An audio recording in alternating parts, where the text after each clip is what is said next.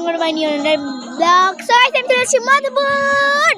তো আমার খুব ভালো লাগছে এখানে আমি মধুপুর চলে এসে পড়েছি। আর এখানে হলো আমার কাছে পিকনিক। তো এখানে সবাই ওখানে গিয়ে পিকনিক করছে, দেখাবো না কারণ সিক্রেট। তোমরা বলো যে আমরা কোথায় পিকনিক করছি, এদিকে এদিকে এদিকে এদিকে পিছনে।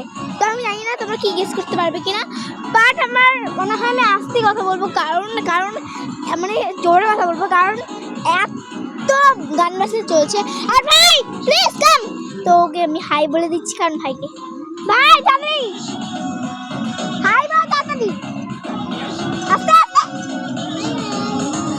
দেখো ভাই তো জুতোর অবস্থা, আর এখানে এত বালু, তোমরা দেখো বালু। তো আমরা একটু পরে যাবো হলো নদীর ওখানে, যদি পারি ওখানে গিয়ে একটু ব্লগ করবো।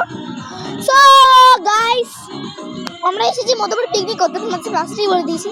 আর ও একটা খেলাই পেয়েছে, দেখো মানে তোমাদের দেখাচ্ছি। এখানে একটু গর্ত আছে, এই গর্তের মধ্যে কি খেলছে, এই গর্ত আবার এখানে একটা গর্ত, কিন্তু আমি এগুলো খেলি না কারণ আমি এখন ব্লগ করছি গাইস।